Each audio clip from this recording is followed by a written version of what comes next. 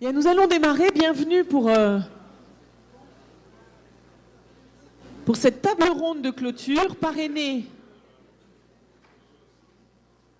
par la Fédération française du bâtiment, comme tout à fait maintenant rituellement. Merci de votre présence chaque année pour cette table ronde de clôture. Et c'est Daniel Boudin, cette fois-ci, qui va officier en introduction de notre sujet du soir. Et qui est vice-président, et c'est la photo là-bas, voilà, qui est vice-président de la Fédération française du bâtiment de Gironde. Qu'est-ce qui se passe du côté du bâtiment, Monsieur Boudin? Vous allez nous le dire. Merci Camille. Mesdames et messieurs les élus, mesdames et messieurs les présidents, chers collègues administrateurs, entrepreneurs, mesdames et messieurs, tout d'abord, je vous prie de bien vouloir excuser l'absence de Marie-Ange Gué-Ramos, notre présidente. Elle est retenue à Paris pour une réunion nationale de la Fédération. Je vais donc essayer de faire aussi bien qu'elle, car elle avait fait devant vous une très belle prestation l'an dernier. Certains s'en souviennent. Voici donc le regard du bâtiment sur le thème de cette journée. Je commencerai d'abord par rappeler à quel point notre activité est une composante essentielle de l'économie, tant au niveau local que national. Le secteur du bâtiment en Gironde, c'est 25 000 salariés, et près de 3 millions d'heures de travail temporaire par an. 5 200 entreprises qui réalisent un chiffre d'affaires annuel de plus de 3 milliards d'euros. Au total, le bâtiment contribue pour plus de 7% au PIB national.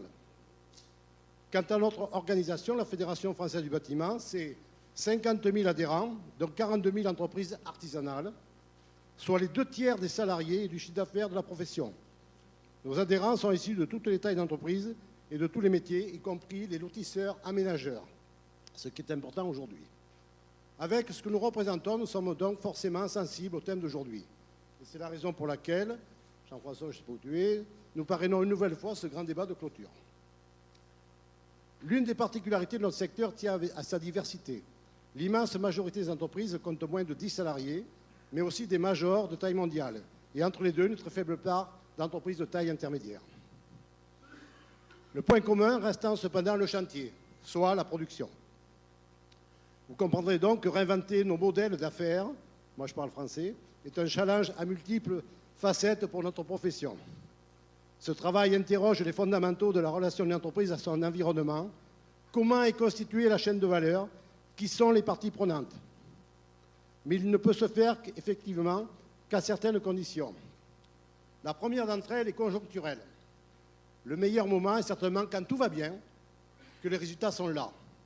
Et non en période de doute, quand tout va mal et qu'on ne réagit que dans l'urgence. Autant dire que la période actuelle, notamment pour le bâtiment, n'est malheureusement pas très favorable. Le dirigeant d'une entreprise, pour libérer sa créativité, doit relever le nez du guidon. Il doit ainsi avoir une parfaite maîtrise de l'ensemble des risques qu'il prend en changeant de cap.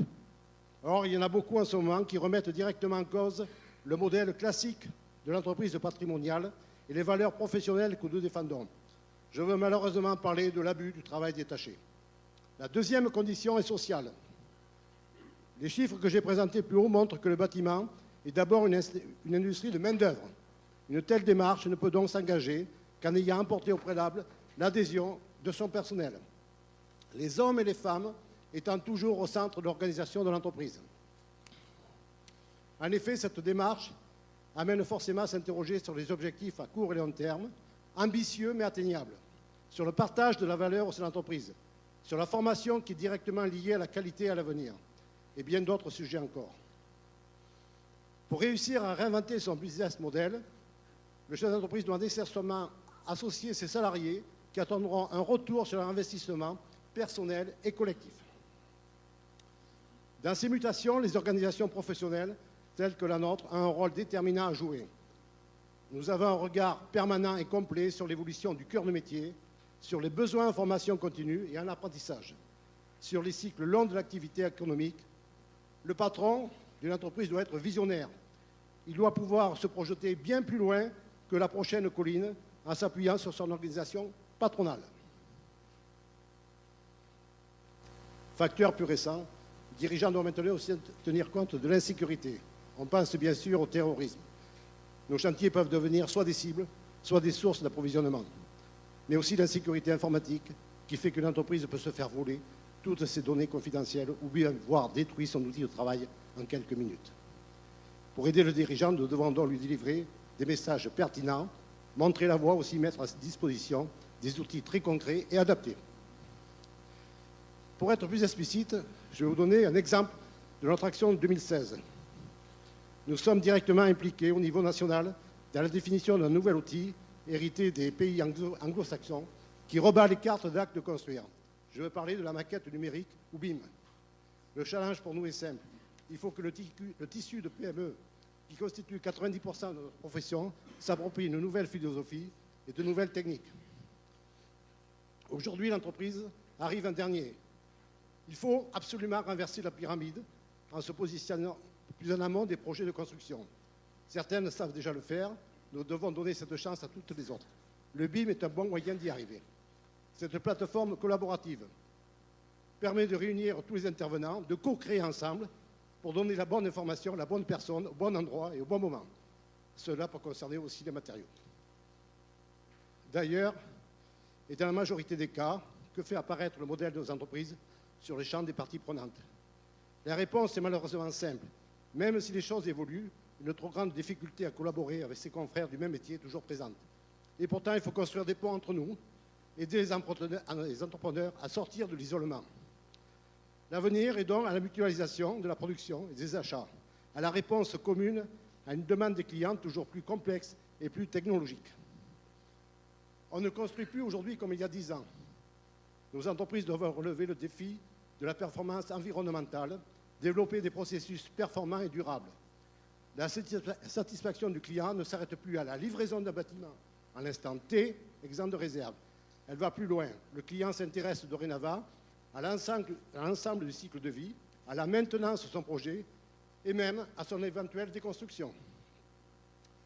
Pour la FFB, l'avenir se trouve clairement dans le groupement d'entreprises, dont nous assurons la promotion depuis des années, tant d'un point de vue juridique que technique.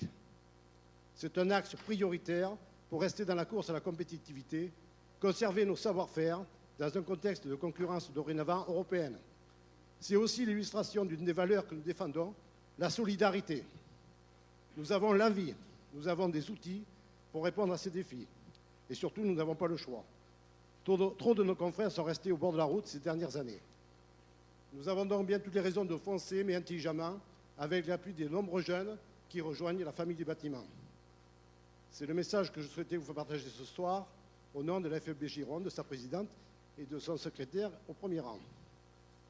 En conclusion, je voulais aussi vous faire part d'une information importante que M. Clédel ne connaissait pas, c'est que la Chambre des métiers vient d'être gagnée par la liste FFB associée à d'autres partenaires.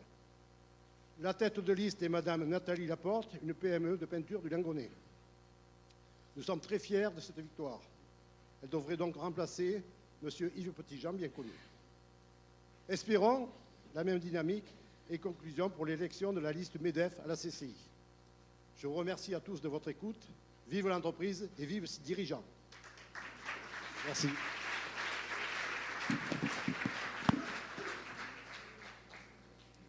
Vous pouvez le poser là, merci. Merci. Alors pour nous mettre dans le bain, pour tous ceux qui nous rejoignent et aussi réviser et prendre le temps de l'intégration de tout ce qu'on entend depuis ce matin, je vais demander à Charles Pépin, qui a été présent sur toute la journée, de me rejoindre. Vous pouvez l'applaudir aussi. C'est un exercice d'endurance qui t'est demandé, Charles, aujourd'hui. Voilà, alors Charles, tu es diplômé de Sciences Po Paris et HEC. Je te représente pour ceux qui nous rejoignent.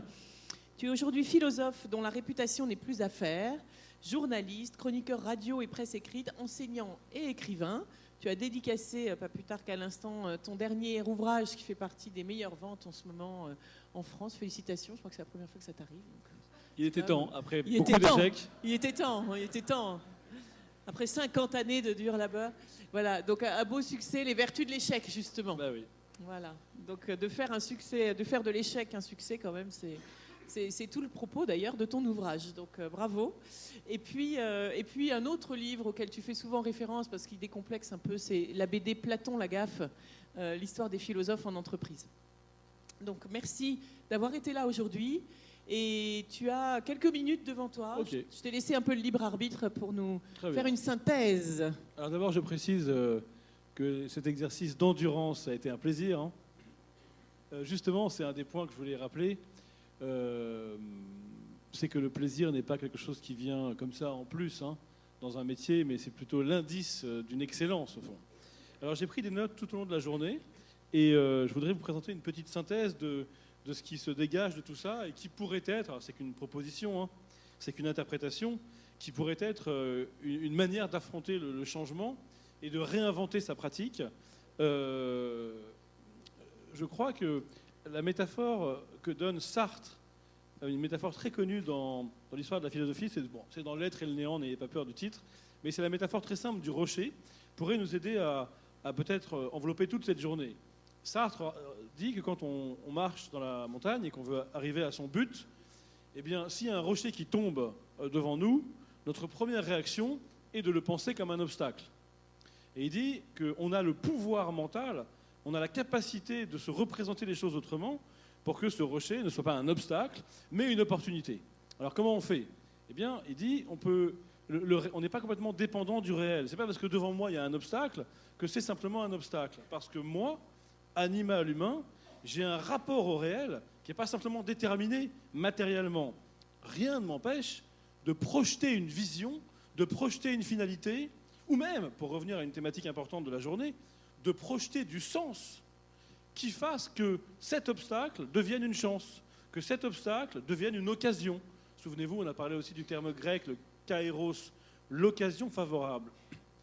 Eh bien, dans le cas du rocher, Sartre développe l'exemple, il dit voilà, si votre finalité c'est d'arriver en haut de la montagne le plus vite possible, alors en effet, le rocher est un obstacle, mais vous avez le pouvoir mental de poser une autre finalité à votre action, qui est par exemple de contempler la beauté du paysage, et au regard de cette finalité, le rocher devient une opportunité, devient une chance. Alors évidemment, j'entends les réactions déjà. Oui, mais nous, on a des objectifs à atteindre, on a des finalités, et donc on n'a pas envie de contempler la beauté du paysage. C'est l'objection qui a été faite à Sartre. Sauf qu'il insiste et il dit, oui, mais reconnaissez que vous avez au moins le pouvoir de poser comme ça une autre finalité à votre action qui va avoir pour effet de faire surgir le rocher comme une opportunité. Et en attendant, vous êtes monté sur le rocher pour contempler la beauté du paysage. Et ce faisant, vous avez déjà franchi la moitié de l'obstacle. À ce moment-là, vous pouvez poser une nouvelle finalité, une finalité nouvelle, 2, 3, 4, on peut le faire à l'infini, et vous pouvez revenir à la finalité première après avoir posé des objectifs intermédiaires. Et bien, ce que veut dire Sartre, c'est que le réel, c'est exactement ce qu'on a vu quand on a écouté tous ces entrepreneurs passionnants qui nous parlaient d'innovation, c'est que le réel n'est pas limité à ce qu'on en voit, il n'est pas limité à ce qu'on en perçoit. Au fond, le réel est plus grand que ce qu'on voit de lui. Peut-être même est-il infini. Regardez par exemple cet instant qu'on passe ensemble. Regardez la perception du réel que vous avez si votre finalité, ici, est de passer un bon moment. Vous avez une réalité qui apparaît avec certaines personnes plus ou moins sympathiques. Mais si votre finalité est d'apprendre quelque chose, alors du réel surgit autre chose. Si votre finalité est de nouer des contacts pour des affaires, alors du réel surgit autre chose. Et en fait, on peut faire ça à l'infini. Donc finalement, le pouvoir qu'on a de se réinventer est beaucoup plus grand qu'on ne le croit. Mais attention, ça ne veut pas dire qu'on a une liberté totale d'aller n'importe où, parce que cette capacité de réinvention est complètement corrélée au fait qu'on ait bien les pieds sur terre et qu'on soit bien enraciné précisément dans ce réel. C'est ce qu'on a entendu très précisément avec ce monsieur spécialiste de l'innovation qui expliquait que ceux qui innovaient, il a pris l'exemple de Michelin, pendant qu'ils pensent à autre chose, pendant qu'ils voient le monde autrement, pendant qu'ils innovent et qu'ils font et qu'ils inventent les pratiques de demain, ils n'oublient surtout pas de continuer à faire très bien ce qu'ils savent déjà faire. Et bien dans toute cette journée, moi ce que je retiens, et c'est un mot qui n'a pas été beaucoup dit, mais qui a été très présent implicitement, c'est la notion d'humilité. Humilité, c'est-à-dire contact avec le réel, contact avec la matière, contact avec les contraintes aussi. L'humilité, humus, c'est la terre, pour ceux qui n'étaient pas là tout à l'heure.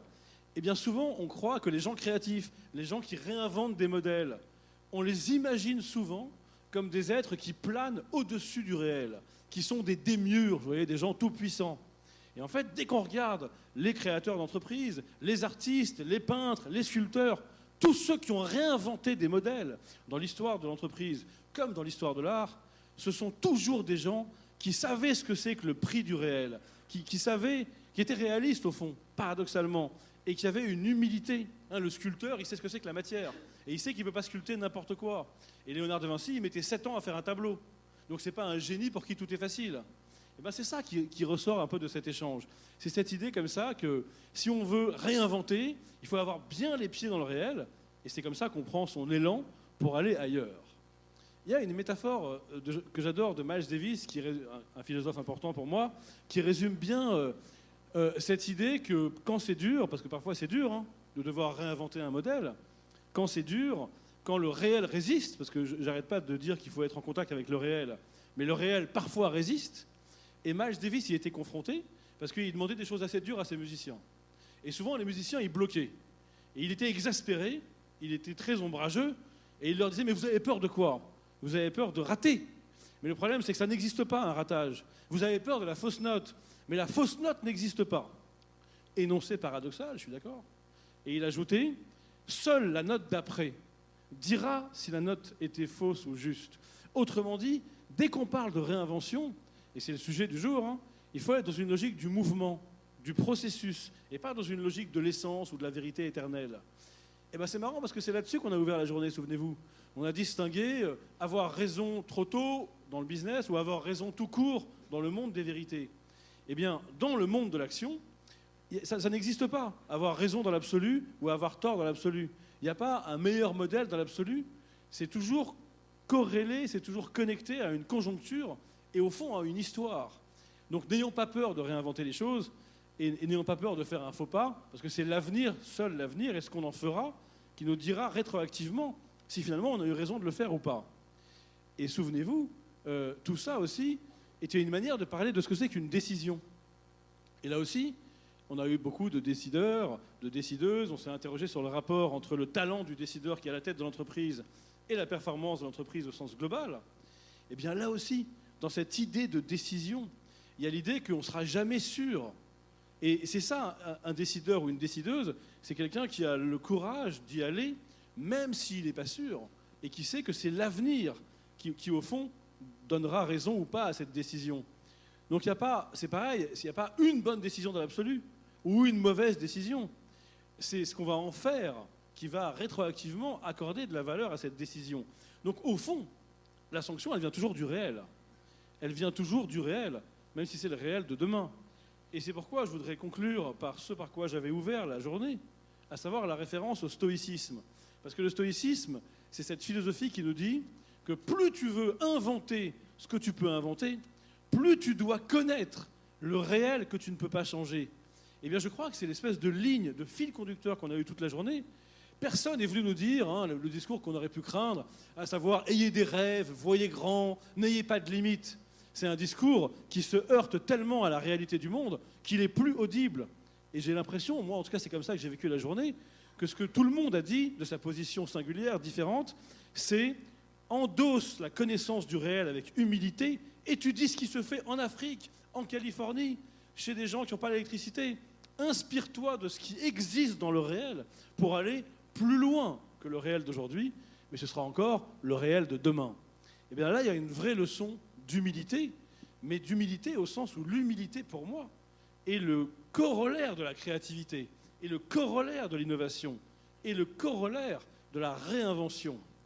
Et bien dans notre tradition française, on a un peu de problème à penser l'idée de réinvention. Il y a soit des gens trop timorés, frileux, qui vont se protéger sous le principe de précaution pour ne rien tenter, et donc cela ne nous intéresse pas, soit l'excès inverse, les têtes brûlées qui disent on peut tout tenter, tout oser.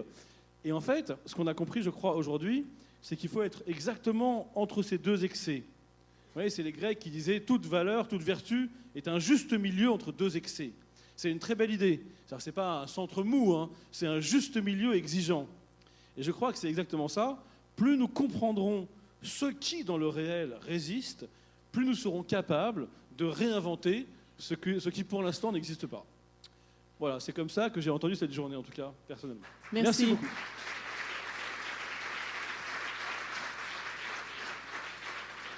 Alors, je te propose de t'asseoir pour que quand même ce soit plus confortable. Tu peux te Merci. mettre là-bas. Et puis, je vais appeler ton compère fil rouge, José Milano. Merci de l'applaudir. Voilà, vous connaissez maintenant depuis ce matin, José. Vous pouvez vous asseoir.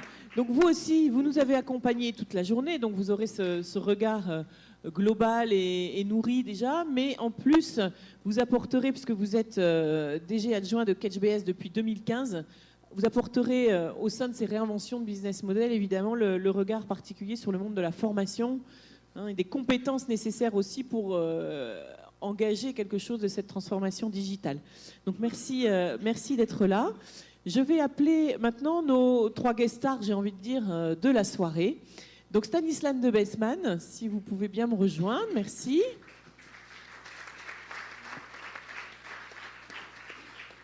Voilà, alors Stanislas, vous avez une grand-mère bordelaise, paraît-il, vous m'avez dit ça, donc je suis, même si je ne suis pas bordelaise, je trouve qu'elle avait bien raison, parce que c'est une ville où il fait bon vivre, et vous y avez vécu 20 ans à Bordeaux, vous avez fait l'INSEC, et après vous avez fait un passage dans la grande distribution, ou plutôt la délocalisation pour la grande distribution textile, donc avec beaucoup d'expérience en Asie notamment, des études aussi dans la Silicon Valley, puis vous avez fondé Devoteam, qui est une entreprise d'ingénierie dans le digital et la sécurité informatique. Aujourd'hui, Devoteam, c'est 5000 personnes, 15 pays, donc un peu d'expérience qui va permettre de nourrir nos échanges ce soir. Merci. Vous avez aussi été président de Croissance Plus. Merci beaucoup d'être là. On peut l'applaudir. Et puis, je vais appeler... Maintenant, je sais comment elle s'appelle, puisqu'elle s'appelle Thérèse Le Marchand. Merci Thérèse, vous pouvez monter.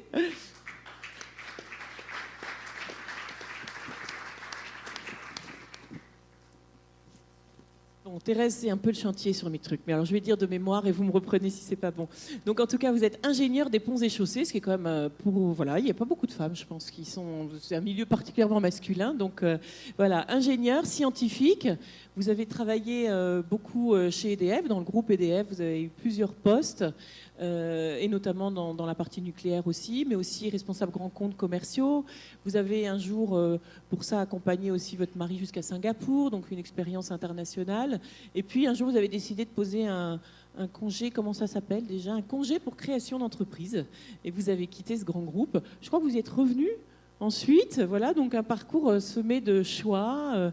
Peut-être que vous nous raconterez un peu plus. Mais ce qui nous intéresse, c'est que vous avez du coup choisi de fonder depuis quelques temps maintenant une plateforme web qui s'appelle Culture Time et qui est en fait une plateforme de mécénat privé pour des tas de projets patrimoniaux, culturels, éducatifs.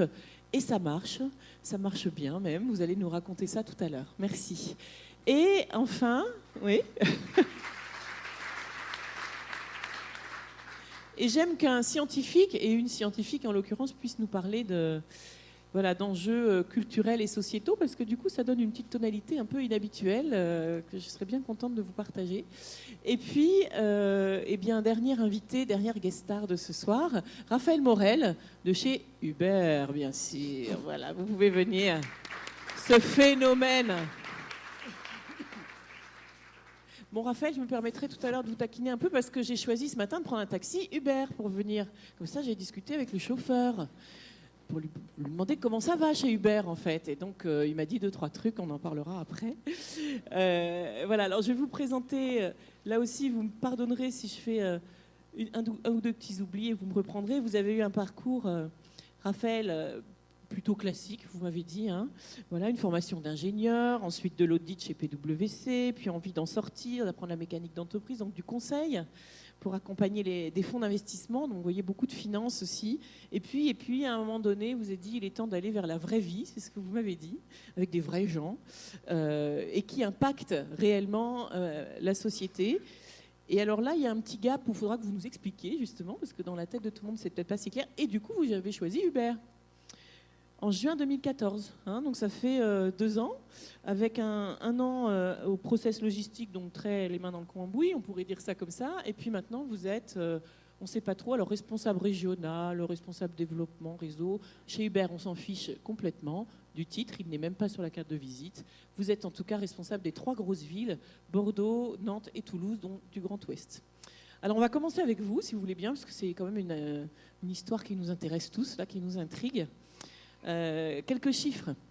500 villes, 70 pays. Il y a 2 ans, il y avait 1000 salariés. En 2016, ils sont bientôt 10 000. 1 million de chauffeurs. Une valorisation qui dépasse Renault et Peugeot combinés, alors qu'ils n'ont pas de véhicule. Vous avez tous compris. Juste un petit test, qui a déjà pris un taxi Uber ?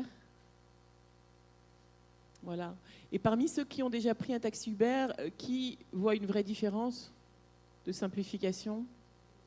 Ah, il y a quand même, voilà, entre des taxis classiques, monsieur Roux de Bézieux, bien sûr. Voilà, alors racontez-nous l'histoire, parce que je ne sais pas si on pourrait du coup comparer les fondateurs d'Uber à Léonard de Vinci, comme disait Charles Pépin tout à l'heure, parce qu'il disait 7 ans pour faire un tableau pour Léonard de Vinci. De l'extérieur, Uber, ça peut paraître simple, et une vraie histoire à succès. En fait, l'histoire montre que ça n'était pas si simple. Alors, comment ça s'est passé ? Oui, alors quelques mots pour rappeler peut-être pour ceux qui n'ont pas levé la main. Qu'est-ce que c'est qu'Uber ? C'est juste une application. On met juste en relation des passagers qui veulent faire un trajet avec des chauffeurs qui ont un véhicule et qui proposent leur service. Donc nous, on est vraiment juste une plateforme de mise en relation, une boîte de technologie. Et c'est vrai que c'est marrant parce que l'histoire d'Uber, elle n'est pas du tout comme un long fleuve tranquille. Quand les 2 créateurs ont pensé au concept, ils ne se sont pas du tout dit que ça allait donner ce qu'on a aujourd'hui. Comment ça s'est passé ? On est en décembre 2009. À Paris, je ne sais pas si vous vous rappelez, il faisait extrêmement froid, il neigeait, il faisait -10, tous les trottoirs étaient gelés. 2 Américains qui étaient à Paris à un salon qui s'appelle le Web, organisé par Loïc Lemeur, ils sortent de la conférence et comme souvent dans ces cas-là, ils ne trouvent pas de taxi pour rentrer à leur hôtel. Normal, forte demande, plein de gens qui veulent se déplacer. Mais le lendemain, ils vont sur les Champs-Élysées pour se balader, avenue Montaigne, et là, qu'est-ce qu'ils voient ? Plein de limousines posées devant les grands hôtels, vides. Ils se disent finalement, il y a un besoin, un moment, il y a une offre, on aurait besoin de mieux les mettre en relation. Et donc au début, ils inventent juste un système de mise en relation par SMS pour des voitures de luxe premium. Et puis après arrive l'iPhone, tout ça se développe, et très rapidement on se développe dans l'international, et on est aujourd'hui dans 70 pays, effectivement, dans 500 villes, et à l'échelle de la France, c'est 1,5 million de personnes, donc vous faites partie des 1,5 million de personnes qui ont déjà utilisé Uber, à peu près 15 000 chauffeurs. Et effectivement, ce qui est intéressant, c'est qu'au début, ils n'avaient pas du tout pensé qu'on allait sur un phénomène de masse qui allait toucher autant de personnes. Ils disaient vraiment c'est un phénomène de luxe. Et en fait, ce qu'on a fini par comprendre au fur et à mesure, c'est que ce qui était important, ce n'était pas le fait d'avoir un service de luxe, c'était d'avoir un service facilement accessible. Un clic, un bouton, 3 minutes, j'ai un chauffeur et je fais mon déplacement. Donc au fur et à mesure, on a ouvert sur des véhicules qui étaient plus abordables, baissé un peu les prix, et on s'est rendu compte qu'il y avait une demande énorme, y compris dans les villes où on pourrait croire qu'il n'y a pas de besoin. New York est une des villes dans le monde où il y a le plus de taxis, et pourtant c'est l'une des villes dans le monde où on se développe le plus vite. Parce que quand on apporte de la simplicité d'usage, évidemment, ça se développe. Et ce qui est important, c'est qu'on a aussi évolué dans notre organisation. On s'est dit au début, on va tout gérer depuis San Francisco. On avait 500 personnes qui géraient le monde entier depuis San Francisco. Et puis on s'est rendu compte que ça ne marche pas comme ça. On a un business qui est hyper local, et donc on a créé à travers le monde entier des bureaux. On a des bureaux ici à Bordeaux, qui sont cours Xavier Arnozan. On a des partenariats avec plein d'acteurs locaux, des concessionnaires, des loueurs de véhicules, des assureurs, qui permettent à des chauffeurs de venir rejoindre la plateforme. Et nous, on est là pour les accompagner. À Bordeaux, pour vous dire, aujourd'hui, on a passé récemment le cap des 100 000 personnes qui ont utilisé Uber dans la ville. 70% de Bordelais, 20% de gens qui viennent de toute la France, notamment de Paris, et puis 10% d'internationaux, et ça représente à peu près 150 chauffeurs qui déplacent tous ces passagers. Voilà quelques chiffres pour vous rappeler un peu comment c'est, et puis pour vous rappeler justement à quel point on n'a pas eu tout de suite la bonne idée, mais on s'est réinventé de nombreuses fois. Et on va continuer à le faire, évidemment, on en reparlera. Merci. J'ai entendu... Vous nous raconterez aussi comment on cultive la passion, enfin voilà, tout ça, on regardera. Thérèse, j'ai envie de me tourner vers vous parce que c'est un autre business, bien sûr, un autre sujet, celui de la culture, de l'éducation, du patrimoine, et en même temps une plateforme web. Donc, je ne sais pas si certains, par curiosité, là aussi, sont déjà allés voir. Mais racontez-nous déjà de quoi il s'agit et comment ça marche. Vous le direz mieux que moi. Donc Culture Time, c'est une plateforme de mécénat participatif, c'est-à-dire qu'on permet à des structures d'intérêt général de collecter des dons auprès de particuliers et de petites entreprises pour réaliser leurs projets. Donc elles peuvent collecter des dons, enfin on travaille avec des associations, des fondations, des fonds de dotation, des collectivités territoriales. Et donc par exemple, pour citer quelques exemples concrets, c'est plus facile, on a en ce moment une campagne de collecte de dons menée par le musée d'Aquitaine pour la restauration du cénotaphe de Montaigne. qui a commencé il y a 15 jours et qui a déjà collecté plus de 4 000 € de dons. On vient de terminer une campagne pour le château de Salvert, qui est un très beau château néo-gothique en Anjou, dont la toiture s'était effondrée suite à un incendie et qui a collecté plus de 50 000 € de dons sur la plateforme. On travaille aussi avec des services de l'État comme le ministère des Affaires étrangères ou le ministère de la Défense, des associations comme SOS Village d'enfants, toutes les structures d'intérêt général que vous pouvez imaginer et qui ont besoin de dons pour réaliser leurs projets. Donc la façon dont on travaille, c'est un peu comme Uber, hein. En fait, on est une plateforme de mise en relation, c'est-à-dire qu'on a d'un côté les porteurs de projets qui vont utiliser notre outil pour pouvoir présenter leurs projets, les communiquer facilement, collecter les dons et les gérer très simplement ces opérations. Et de l'autre côté, des donateurs à qui il faut aussi faire une proposition de valeur de manière à développer cette envie de donner. Et là, c'est ce qu'on est en train de faire, puisqu'on est en train de se réinventer également. C'est-à-dire on développe une nouvelle proposition de valeur donateur. Je ne sais pas si vous êtes donateur dans cette salle, mais en général, quand vous êtes donateur, vous recevez au moins 5 à 10 courriers de la structure à laquelle vous donnez par an. Vous savez pas, ces relances sont faites que vous ayez déjà donné ou pas donné. Vous vous rappelez plus quand vous avez donné nécessairement, parfois combien vous avez donné, et votre reçu fiscal, vous ne l'avez jamais, ou pas très souvent. Et donc là, en fait, ce qu'on fait, c'est qu'on développe le portefeuille philanthropique. L'idée étant de se dire, finalement, donner, c'est une nécessité. Donc je vais m'engager tous les ans à verser 3 000 € à des structures d'intérêt général que je vais allouer mensuellement ou annuellement. Ensuite, je les attribue quand je veux aux causes que je souhaite. Et j'ai tous mes reçus fiscaux dans mon espace et des notifications, des analyses d'impact et des statistiques dont je mesure, dont je choisis la fréquence et la forme. Et c'est pareil, en fait. Le principe, c'est vraiment de dire, donner, c'est un plaisir, c'est un besoin, mais il faut que ce soit simple.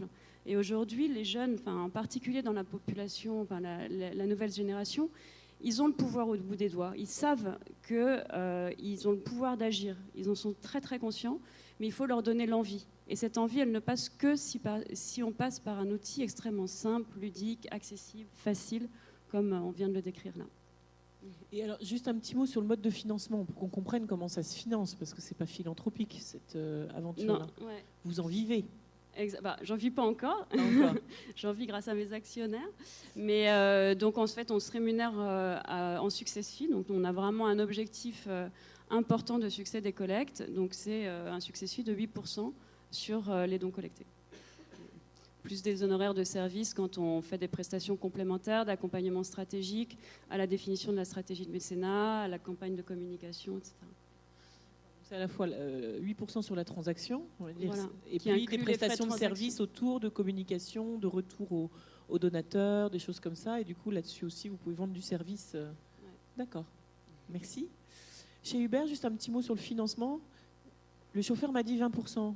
Oui, c'est ça. À chaque fois qu'une course est faite, le chauffeur vous facture le prix de la course et nous, on lui facture nos frais de service pour lui avoir apporté la course. C'est un point qui est hyper important. Les chauffeurs sont tous à leur compte. Ils utilisent Uber comme un apporteur d'affaires. Mais ils ont aussi leur clientèle perso. Ils passent par d'autres plateformes.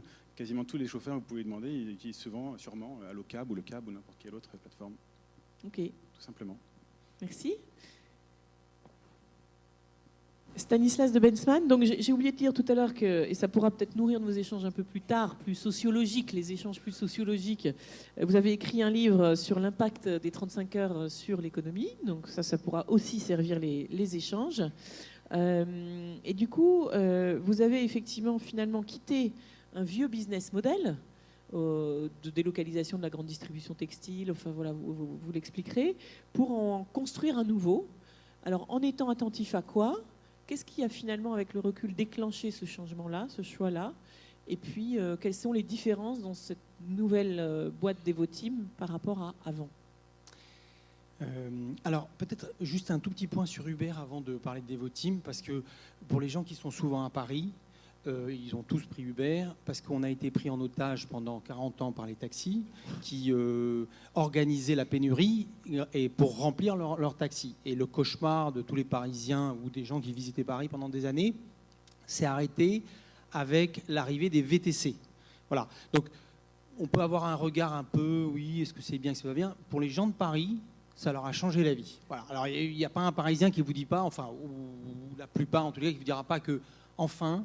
Et d'ailleurs, au passage, les VTC, pas Uber, mais les VTC, c'est presque 20 000 emplois créés. Hein, c'est-à-dire il n'y a pas une entreprise en France du CAC 40 qui a créé 20 000 emplois. Donc les VTC, en 3-4 ans, c'est 20 000 emplois créés. Et c'est finalement la technologie qui a permis de redonner le pouvoir aux consommateurs, c'est-à-dire vous et moi, dans la rue, alors qu'on était réellement pris en étage. Chaque fois que la préfecture voulait augmenter le nombre de plaques de taxis, il y avait une grève, donc évidemment tout le monde s'arrêtait parce que ça mettait la pagaille. Et pendant des années, les taxis ont prospéré grâce à ce système de pénurie, en faisant monter en plus les plaques à une vitesse. Hein. Donc on se retrouve avec maintenant avec un coût des plaques qui est compliqué à gérer parce qu'on a, encore une fois, créé grâce à une rente que l'État a laissé prospérer finalement, au détriment, encore une fois, du grand public. Voilà, donc Uber a rendu grand service. Vous avez un fan, quoi. Oui. Non, mais il ne faut pas oublier ce que et les impacts sociétaux, etc. Mais on y viendra après. Ce que c'était avant. Voilà. Oui, alors, oui. je ferme la parenthèse parce que je reviens à Devoteam. Donc là, ça vient du cœur. Hein, c'est un cri de Parisien. Voilà. Mais c'est l'observation finalement pas intéressée. Vous voyez, moi, je ne prends pas 20% de la course. Sauf que depuis, avec la fermeture des voitures Uber, on est tous à l'arrêt. En Uber comme en taxi, ça a créé une égalité. Il faut prendre les mototaxis. J'ai un très bon fournisseur. Mais c'est vrai. Voilà, donc Devoteam. Alors, je ne sais pas si je dirais qu'il y a un vieux business model avec l'entreprise que j'ai créée auparavant. De toute façon, c'est en perpétuelle mutation et c'est certainement une mutation qui accélère. Hein, je crois qu'on l'a certainement beaucoup dit aujourd'hui.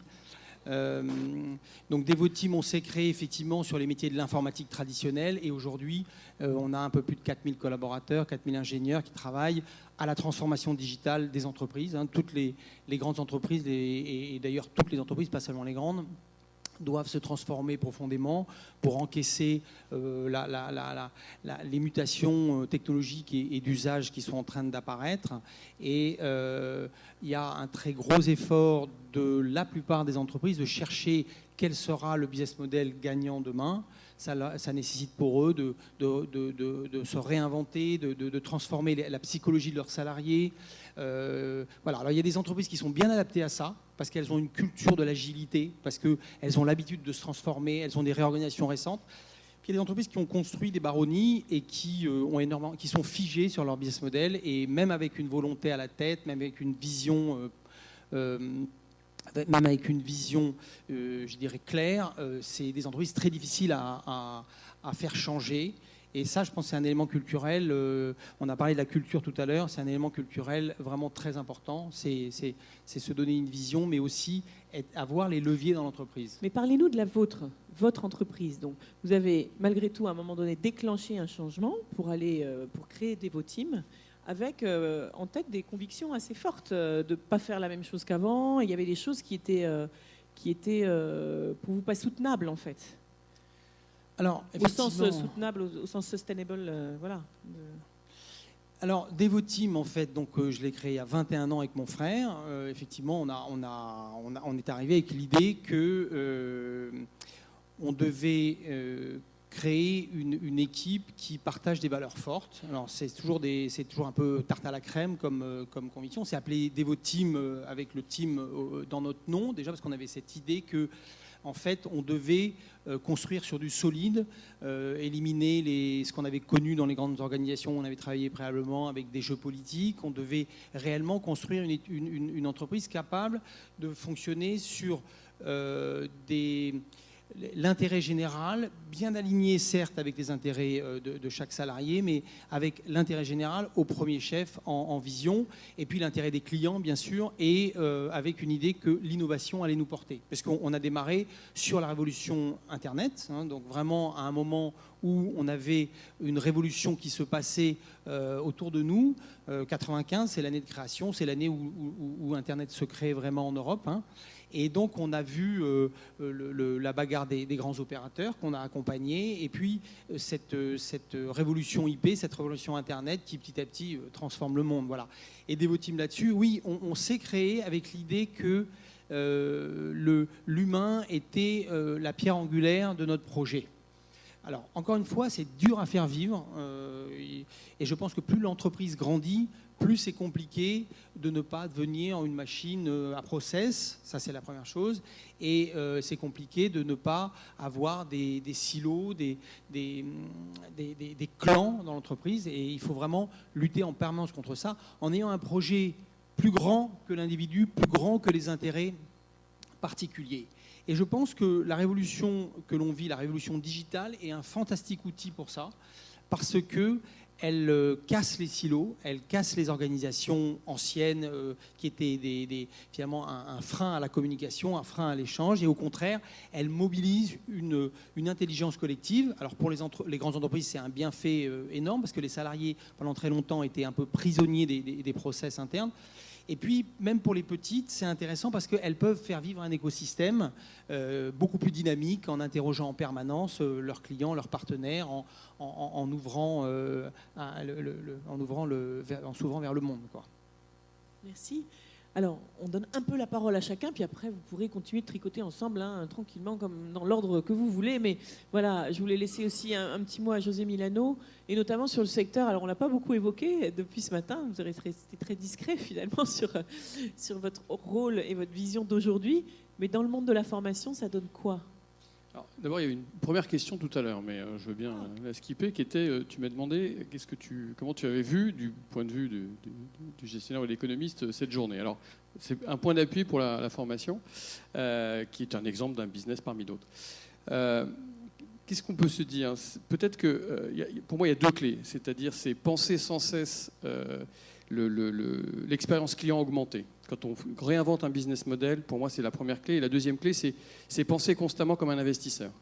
Et si l'expérience client augmentée, c'est ça que tu as dit. On a vu ce matin... Tu peux illustrer 88% des mails envoyés aux États-Unis, c'est par smartphone. C'est tous les chiffres que j'avançais ce matin. C'est aujourd'hui le client, il a au travers de son smartphone l'accès au monde. Et c'est une capacité, Charles l'a rappelé, de contact infini avec son environnement.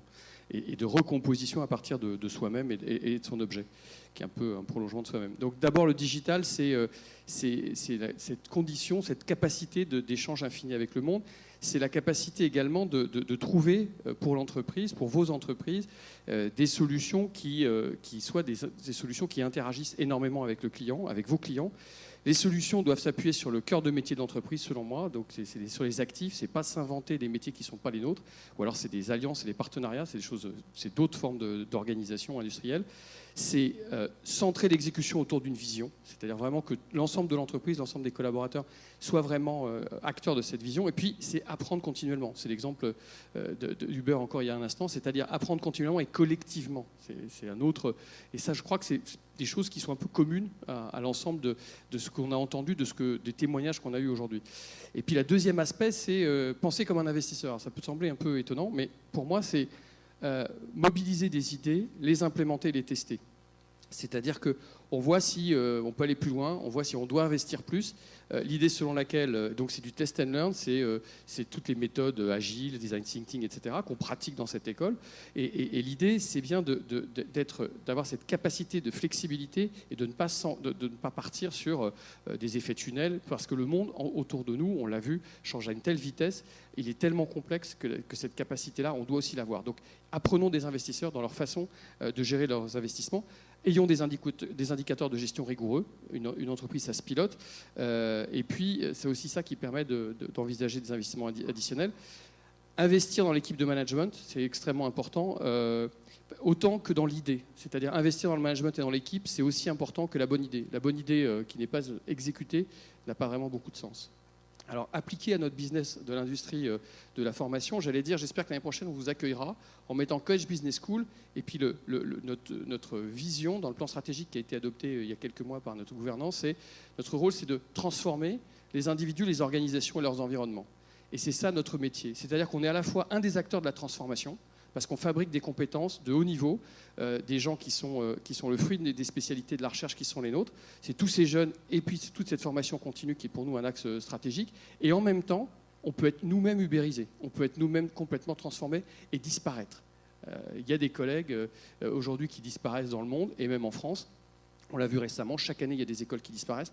Donc, on est dans ce paradoxe d'être à la fois un des acteurs et en même temps être aussi la cible, parce que nous avons aussi nos rentes. Nous venons d'un monde où le système à la française, national, permettait à des étudiants de classes préparatoires qui avaient suivi un filtre très particulier d'avoir plus de place au concours qu'il n'y avait en fait d'étudiants venant des classes prépa, et le tout avec des frais d'inscription qui ont augmenté ces dernières années, ça a augmenté le chiffre d'affaires. Est-ce que pour autant, du point de vue sociétal, on a davantage produit de la valeur pour la société? C'est pas sûr. Aujourd'hui, évidemment, ce modèle, c'est un modèle de rente. Alors, il tient parce qu'il y a encore le diplôme qui est régulé, mais on voit très bien que nous sommes, nous, en train d'agir pour la recomposition de ce modèle. Ça veut dire quoi? Quand on interroge les chefs d'entreprise, des gens comme vous, ils nous disent « nous voulons des gens adaptables ».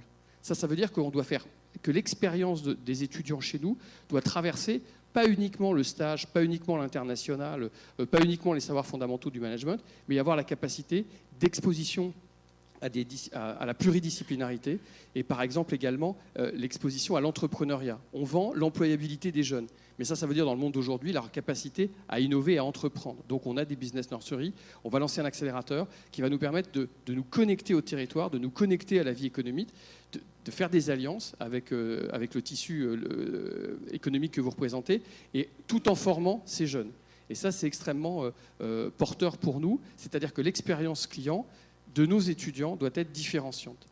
Elle doit se faire évidemment dans un environnement international, donc ça veut dire des programmes en anglais, ça veut dire la moitié d'un corps professoral anglais, ça veut dire envoyer des gens en Afrique ou en Chine pour être confrontés à des complexités qui ne sont pas les nôtres. Et ça, c'est des choses qui s'organisent. Évidemment, cette expérience, c'est du digital, c'est-à-dire que toute expérience pédagogique n'est pas digitalisée, mais le digital doit faire partie partout de l'expérience pédagogique. Parce que les jeunes aujourd'hui, ils sont évidemment nés dans cette génération-là, et c'est à nous de nous adapter à eux, ce qui veut dire un travail énorme de repositionnement à la fois de notre corps professoral et de nos équipes de gestion qui doivent devenir des équipes de service au soutien de cette vision de l'expérience client. Et puis, pour moi, il y a quelque chose qui est tout à fait essentiel, c'est les réseaux. C'est-à-dire que je crois que les écoles qui vont réussir, c'est celles qui vont réussir à combiner cette fantastique capacité de lien qu'on ne sait pas prédéterminer entre les alumni, on en a 55 000 dans le monde, partout où on se déplace, on rencontre des étudiants, et c'est des gens, des anciens de l'école qui sont ravis de se reconnecter à l'école et quelque part de vivre plus tard, ne serait-ce que quelques heures, et d'envisager de nouvelles connexions, de nouvelles idées avec l'école. Ces réseaux, c'est évidemment la French Tech, l'ensemble des institutions, les acteurs économiques du territoire. Nous sommes des acteurs du territoire, et plus on veut être mondiaux, plus on veut être dans cette complexité, plus paradoxalement, on doit être des acteurs locaux pour accompagner ces entreprises qui sont autour de nous. Et puis évidemment, ces réseaux, c'est un management de nos profs, c'est-à-dire des managements de réseaux académiques qui sont forcément mondiaux, parce qu'aujourd'hui, nous sommes dans une compétition internationale. Nous sommes aujourd'hui le deuxième producteur de recherche en France en gestion après HEC. Et ça veut dire qu'on attire les meilleurs, mais ces gens-là sont volatiles, parce qu'ils sont en contact avec des équipes de recherche qui sont partout dans le monde. Et enfin, évidemment, c'est nos entreprises. On a des milliers d'entreprises clientes. Et on ne peut pas... Ces entreprises-là, on doit leur fournir non seulement des étudiants en master, en bachelor ou en DBA, c'est-à-dire en bac plus 8, qui sont de qualité, mais également offrir des solutions de formation, de développement à des gens qui sont aujourd'hui en poste. Et je reprends avec un seul exemple.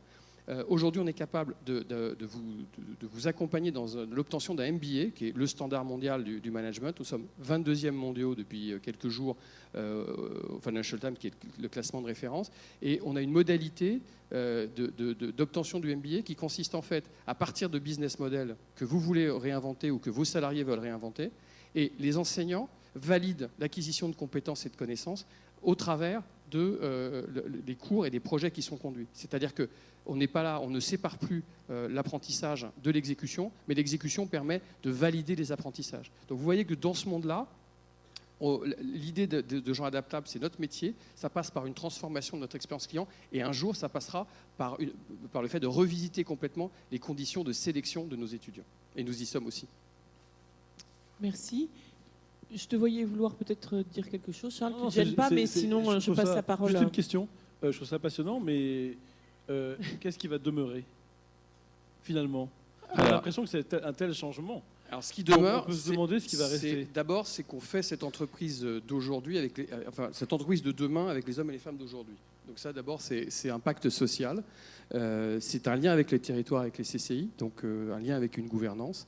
Et je crois que ça, c'est tout à fait important. Il y a quelque chose qui a traversé aussi la journée, c'est qu'il y a l'amour du métier.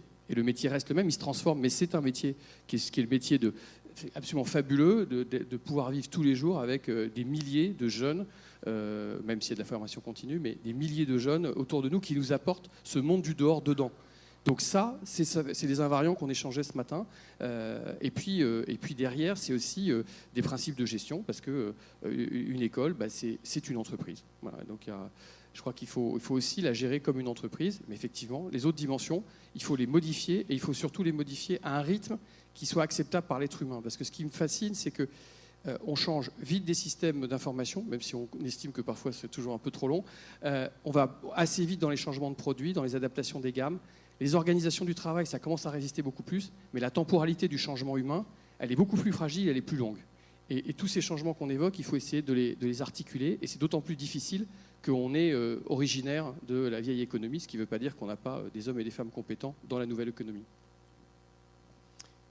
Thérèse, j'aurais voulu que vous reveniez, alors, parce que là aussi c'est un petit peu mystérieux, comment on passe du nucléaire à la culture ou à une nouvelle plateforme web. Alors, d'où est venue l'idée, hein? Quel est votre moteur personnel aussi dans cette aventure-là? Et puis, qu'est-ce que vous découvrez finalement qui correspond à ce que vous aviez projeté, mais et qui est bien un indicateur des évolutions profondes, sociales, sociétales, voilà. C'est un parcours de vie en fait. Moi, ce qui s'est passé, donc j'ai commencé à l'ingénierie nucléaire chez EDF. Et j'ai été amenée à partir à Singapour pour accompagner mon mari. Et j'étais à ce moment-là en congé parental, je venais d'avoir mon premier enfant. Et à Singapour, j'avais très envie de travailler dans le milieu artistique. J'en ai profité, donc je suis allée taper à la porte des galeries de Singapour. Et Opéra Galerie m'a dit, ok, essaye, donc en disant, je n'y connais rien, mais j'ai très envie de faire. Et il me dit, écoute, essaye, reste ici, discute avec les clients, on voit comment ça se passe. Et donc je suis restée, et à la fin de la journée, il m'a dit ok, c'est bon, je te prends. Et le lendemain, j'étais embauchée chez Opéra Galerie pour faire de la vente d'œuvres d'art. Donc ça, c'était vraiment la première entrée dans le milieu de l'art. Donc en rentrant ensuite en France, j'ai pris un congé pour création d'entreprise d'EDF, on en a parlé, j'ai contribué au développement de envidart.com, qui était la première galerie jeunes artistes pour jeunes collectionneurs sur Internet. Et puis à l'issue de ces 5 ans, en fait, j'avais pas de projet suffisamment ambitieux pour prendre cette décision de quitter EDF, qui était quand même une décision qui n'est pas anodine. Et donc j'ai réintégré la société dans différents postes, mais à la direction commerciale. Et j'ai multiplié les contacts. Et là, on revient à cette notion de l'observation avec le milieu de l'art et de la culture, en me disant finalement, avec mes compétences et mon parcours, ma formation, qu'est-ce que je pourrais faire pour eux? Et c'est à ce moment-là que j'ai pu prendre conscience des besoins de financement des structures liés aux baisses de dotation de l'État, puis à l'augmentation du coût des projets, et puis à la formidable croissance du crowdfunding qui mettait en évidence la capacité des individus à s'engager pour soutenir des projets. Et je me suis dit, ça c'est la clé, il faut réinventer le mécénat, il faut le rendre accessible à tous, il faut en faire quelque chose de fort, de puissant. Et donc j'ai drafté un business model, il m'a paru crédible, le time to market était bon, et donc j'ai pris la décision de démissionner EDF à ce moment-là. Donc en fait c'est un processus personnel, mais qui est basé sur la rencontre, sur l'analyse, et le déclencheur c'est le projet. En fait, c'est à partir du moment où... parce qu'en fait, un entrepreneur, il a une notion, je pense, du risque qui est un petit peu peut-être différente de quelqu'un qui préfère un emploi salarié. Pour moi, le risque, c'est juste un paramètre. Enfin, c'est une donnée du problème.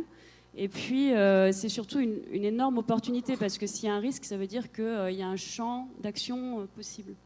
Et le tout, c'est de se dire que, justement, il y a opportunité derrière le risque. Et moi, ce projet-là me semble extrêmement opportun. Et qu'est-ce que vous découvrez de l'usage, en fait qui est-ce qui vient données sur votre site? Est-ce qu'on constate des évolutions? Enfin, c'est quoi le Ouais. moteur? Alors en fait, je vais donner juste quelques chiffres pour recadrer. Donc, on a réalisé près d'1 million d'euros de collecte, donc avec un don moyen de 120 euros qui va de 10 euros à 5 000 euros, avec un don médian de 60 euros. Donc c'est assez intéressant parce qu'en fait, ce qu'on voit, c'est qu'il y a c'est quelque chose de très populaire puisque la moitié des personnes donnent entre 5 euros et 60 euros. Et en même temps, on va toucher aussi des donateurs qui commencent à devenir des donateurs intermédiaires et en particulier des TPE sur des gestes de participation qui sont cette fois-ci très liés à la territorialité. C'est-à-dire qu'on est là vraiment dans des entreprises qui jusqu'à présent ne savaient pas qu'elles pouvaient contribuer en mécénat. Elles avaient une idée du mécénat qui était que c'était réservé qu'à des très grands groupes et finalement voient qu'elles peuvent soutenir des projets de structures qui contribuent au rayonnement économique de leur région ou au lien social et qu'elles peuvent aussi en faire bénéficier leurs salariés. Et voilà, et créer de la valeur autour de ça. Donc ça, c'est vraiment quelque chose d'intéressant et le champ des TPE, PME, c'est vraiment un champ de développement pour nous qui est très fort, qu'on a envie de travailler. Il y a une logique de territoire aussi?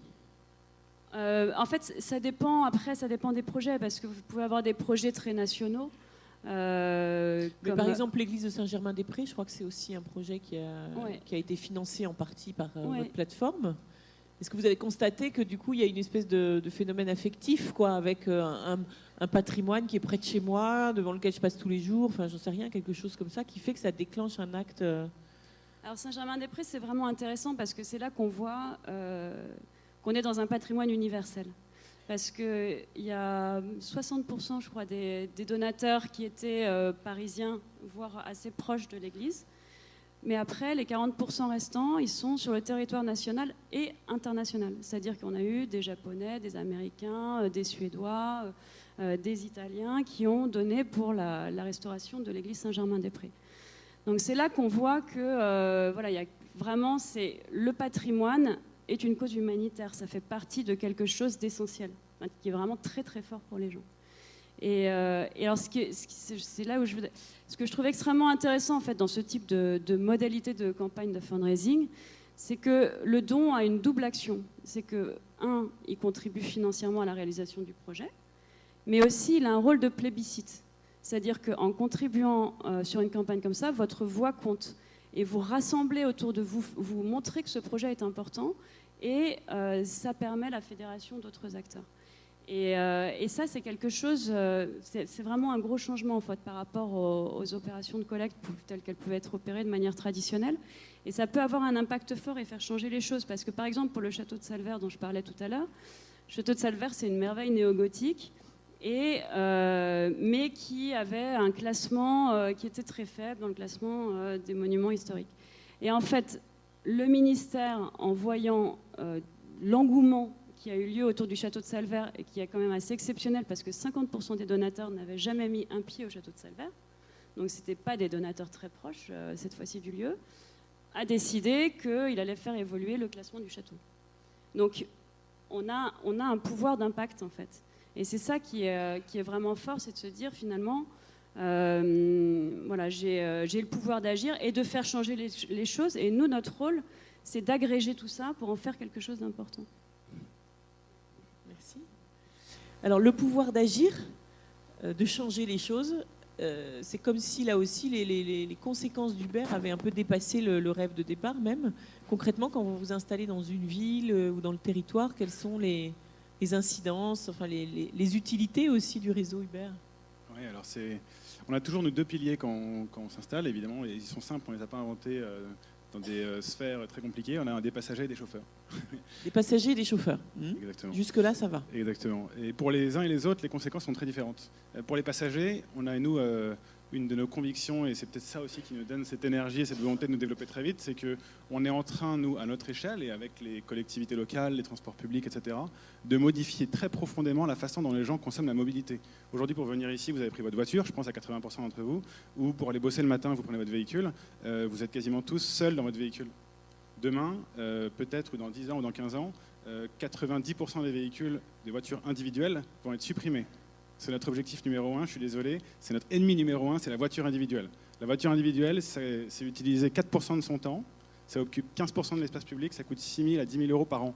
Avec 6 000 à 10 000 euros, vous faites entre 6 000 à 10 000 euros par an, vous faites entre 400 et 800 courses sur Uber.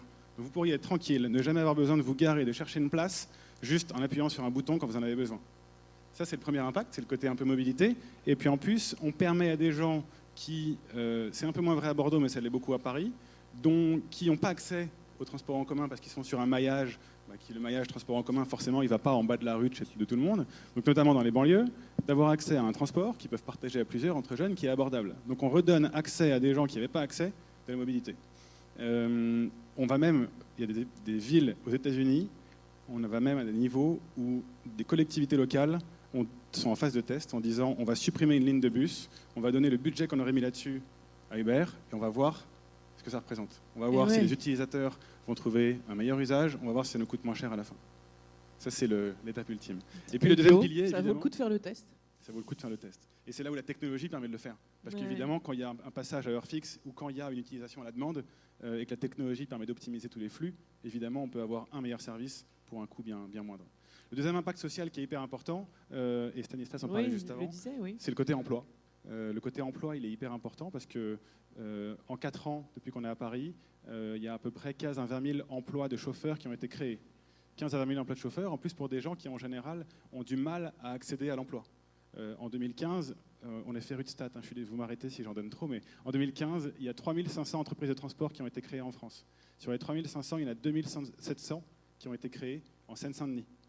Sur tous les chauffeurs qui travaillent avec nous, les 15 à 20 000, il y en a plus de la moitié qui étaient en recherche d'emploi avant d'accéder à ce métier. C'est un métier qui est relativement accessible, c'est un métier qui donne la chance de pouvoir être indépendant à son compte, et nous on est très fiers aussi de ça, c'est de permettre à des gens qui avaient des barrières, des espèces de plafonds de verre, d'accéder à l'emploi, de créer des opportunités économiques et de se développer. Et en filigrane de ça, la question que se posent beaucoup de gens aussi, c'est le statut d'indépendant qui crée tellement d'opportunités en complément de son activité ou à titre principal. Comment est-ce qu'on l'accompagne et comment est-ce que nous, on est aussi force de proposition. Aujourd'hui, il faut savoir qu'en tant que chauffeur sur le réseau Uber, il y a 2 systèmes, en tout cas en tant que chauffeur professionnel. On peut soit être salarié d'une entreprise de transport, soit être indépendant. Évidemment, les salariés sont au régime général, mais tous les indépendants qui sont à leur compte, ou tous ceux qui sont aujourd'hui infirmiers, toutes les professions d'indépendants, il y a 3 millions d'indépendants en France aujourd'hui. Le système qui est le plus répandu, c'est le RSI, on sait tous que c'est une catastrophe. Comment est-ce qu'on travaille tous collectivement à débattre, proposer, encadrer dans des voies les plus pertinentes possibles à faire évoluer ce système-là? Ok, quelques voies d'innovation, je crois, en projet, en plus de ce laboratoire-là de transport en commun. Oui, alors évidemment, nous on aime bien, on a uberisé, entre guillemets, le mot est rentré dans le dictionnaire, d'ailleurs, vous regarderez. Oui, c'est dans le dictionnaire et dans Wikipédia même, uberisation. Dans le dictionnaire, je ne connais pas la définition par cœur, mais elle est intéressante, la définition, parce qu'elle n'est pas du tout subjective. Elle dit juste qu'en gros, c'est proposer une rupture sur un marché avec une innovation technologique. Oui, et c'est une mise à disposition des données en permanence. Enfin, c'est le côté, les données dont j'ai besoin sont disponibles en permanence. C'est aussi dans la définition. Elle n'est pas directement dans la définition, mais... Il me semblait, mais c'est pas grave. Et donc évidemment, nous, on a en quelque sorte ubérisé le marché du taxi, comme d'autres secteurs se font ubériser, les bus, même la politique avec Macron, on peut dire, se fait ubériser. Et nous-mêmes, on n'a pas envie de se faire ubériser, donc on essaye d'innover le plus possible. Je vous le disais, on a gardé à San Francisco notre base de 2000 ingénieurs qui passent leur temps à essayer d'innover. On achète aussi quelques sociétés par-ci par-là. Aujourd'hui, la première grande innovation, et je vous parle des 2 prochaines que j'imagine, la première grande innovation qui est absolument extraordinaire, je vous le disais, c'est essayer de faire en sorte qu'il n'y ait pas une personne par véhicule, mais peut-être 2, 3 ou 4. Et ça s'appelle chez nous Uber Pool. Uber Pool, c'est juste un système qui permet de dire quand un passager... C'est le taxi brousse réinventé, quoi. Exactement, le taxi brousse, ou les taxis de campagne qui sont partagés, tout simplement. On dit juste quand un passager veut aller d'un point A à un point B, si au même moment, un autre passager veut faire à peu près le même trajet, totalement ou partiellement, pourquoi ne pas les mettre en relation? Chaque passager paye un peu moins et le chauffeur gagne un peu plus. C'est hyper simple, c'est juste la technologie qui permet, et on pense que ça permet d'avoir moins de véhicules sur la route, d'avoir des gens qui payent un peu moins, qui se déplacent sur des distances plus longues. Pour vous donner un ordre d'idée, à Paris, chaque semaine, il y a 50 000 personnes qui utilisent Uberpool. À San Francisco, qui est notre ville historique, il y a chaque semaine 60% des courses qui sont faites avec Uberpool. Et ce que ça veut dire, c'est qu'à San Francisco, avec Uberpool, on traverse la ville pour quelques dollars. on sera bientôt moins cher que les transports en commun grâce à l'efficacité maximum qui est utilisée là-dessus. Évidemment, l'étape d'après dont tout le monde parle en ce moment, c'est aussi la voiture autonome. Ça va prendre un peu de temps. Il y a beaucoup d'imaginaire autour de tout ça. Ça va arriver, bien sûr, mais ça va prendre un peu de temps. Et puis l'étape encore plus loin, qu'on commence à imaginer maintenant. C'est la téléportation. Non. Presque. Ça serait encore après. Non, il y a eu un de nos head of product chez nous qui a fait une interview il n'y a pas longtemps, qui disait que l'étape d'après à laquelle on pensait, accrochez-vous un petit peu, c'est le 5e élément, c'est ce qu'on appelle des aéronefs à décollage et atterrissage vertical. Vous sortez de cage, un véhicule arrive, atterrit verticalement, vous montez dedans et là il choisit le niveau auquel il va s'envoler et il repart. Et ça peut arriver dans 10, 15, 20 ans. Et je vois que vous êtes sérieux. Je suis tout à fait sérieux. Tout le monde rigole, mais on en reparle dans 20 ans.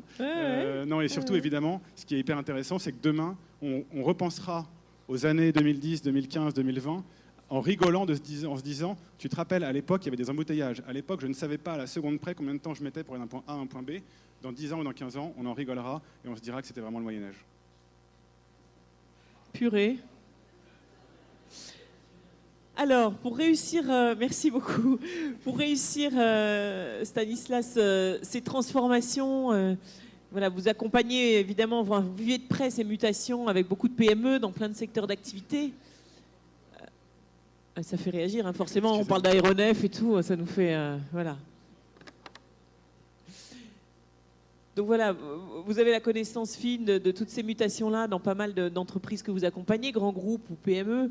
Quel serait le conseil pour terminer, puisqu'on on se dirige déjà vers la fin de cette table ronde, quel serait le conseil, les 3 choses, les 3 points d'attention majeurs que vous souhaiteriez nous partager pour réussir ça? Le premier point majeur d'attention, c'est que je pense qu'à la question qui a été posée sur qu'est-ce qui va rester, je pense qu'en matière économique, il ne va rien rester, absolument rien. Donc 100% de toute l'économie est en phase d'ubérisation plus ou moins tôt. Donc imaginez qu'il va rester des choses de ça, c'est comme penser que l'économie de la calèche a encore de l'avenir. Il n'y a plus d'avenir pour la calèche, ça fait longtemps qu'il n'y en a plus. Ça gêne personne. Ça peut revenir. Ça peut revenir, mais en marginal alors. Ça gêne personne et ça ne gênera personne demain d'avoir simplement transformé 100% de l'économie de la planète. Ceux que ça peut gêner, c'est ceux qui sont aujourd'hui aux manettes de vieux business models. Hein. Et je pense que c'est vraiment ça le premier conseil, c'est de se dire personne ne va être à l'abri de ce qui arrive. Alors on a l'exemple d'Uber, c'est très intéressant parce que tout d'un coup on touche du doigt les transformations. La façon dont on va vivre le transport, mais c'est la médecine, c'est l'agriculture, c'est l'énergie, tout va changer de fond en comble. Donc, ce qui est très très très très important, c'est de prendre ça en visibilité, de chercher de quelle façon nous allons nous-mêmes être ubérisés, à quelle vitesse et comment implémenter dans notre business actuel, notre business model actuel, les outils pour transformer. Et c'est indispensable de sortir de son entreprise. Et pour une entreprise jeune ou une entreprise dont le patron est encore extrêmement opérationnel, c'est un effort considérable, surtout dans un pays où les marges globalement sont faibles, où les trésoreries sont pour beaucoup d'entreprises relativement mauvaises. Le risque de sortir et de prendre du temps à l'extérieur et d'aller se frotter à d'autres cerveaux, c'est un risque difficile à prendre. Mais cette vague de destruction créatrice, je crois vraiment, doit nous pousser à sortir de nos entreprises, même quand on est un patron opérationnel, et passer du temps bien ciblé à aller se confronter à ce vent considérable d'opportunités, mais un vent tellement puissant que ceux qui ne prendront pas la bonne vague et n'auront pas la bonne voie seront balayés. Et je pense que collectivement, notre responsabilité, c'est de s'assurer que notre entreprise va prendre le bon vent. Merci. Thérèse, est-ce que... Oui, vous pouvez applaudir, hein, si ça vous fait envie, pas hésiter.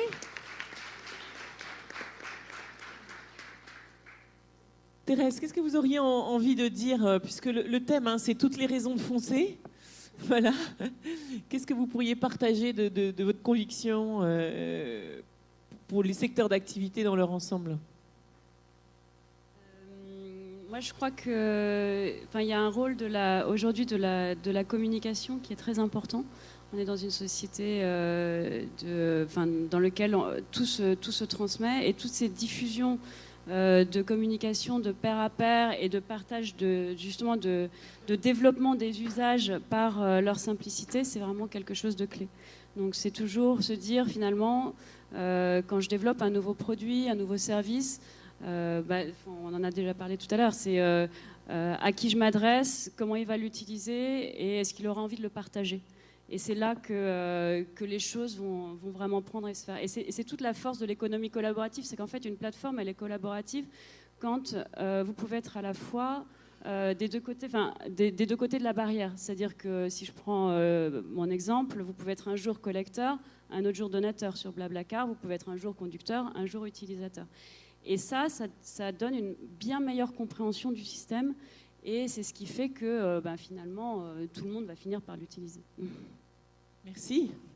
Je vois José Milano qui... Alors, un petit mot de complément. Alors, je prends juste une minute parce que j'ai discuté avec les chauffeurs, moi, ce matin. Comme je vous l'avais dit. Et je dis, alors, de l'intérieur, Uber, c'est comment ? Et il me dit, quand même, voilà, dès qu'il y a un petit souci de course, parce que malheureusement, même les Uber de nuit, par exemple, qui permettent aussi que des jeunes rentrent un peu moins alcoolisés, enfin, ils ne sont pas moins alcoolisés, ils sont toujours alcoolisés, mais c'est moins dangereux. Voilà, des choses comme ça qui rendent grand service, bien sûr. Pour le chauffeur, c'est pas toujours agréable. Il peut se retrouver avec quelqu'un qui vomit dans sa voiture. Enfin, voilà, je vous passe les détails. Et ce matin, le chauffeur me disait que du coup, quand il y a un petit litige comme ça, un client qui n'est pas content, forcément, avec l'appli, il le sait tout de suite. Il y en a qui se vexent un peu facilement sur ce coup-là, des clients.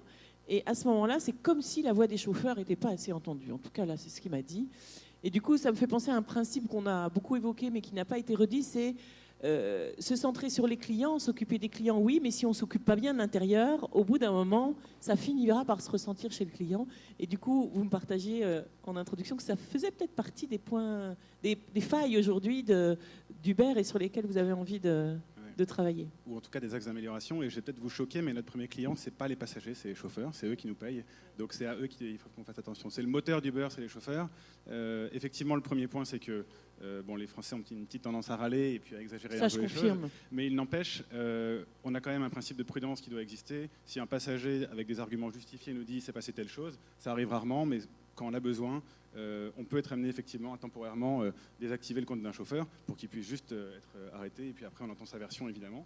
Et c'est là où c'est important, c'est que d'un point de vue communication, aussi bien du point de vue de l'extérieur, on a peu pris la parole, on a peu expliqué ce qu'on faisait, on a peu essayé de faire de la pédagogie pour expliquer qu'on n'était pas juste un grand méchant américain, mais qu'on était juste aussi un outil pour les villes et pour les gens de se déplacer mieux, de créer de l'emploi. On l'a peu fait à l'extérieur et on le fait aussi pas très bien.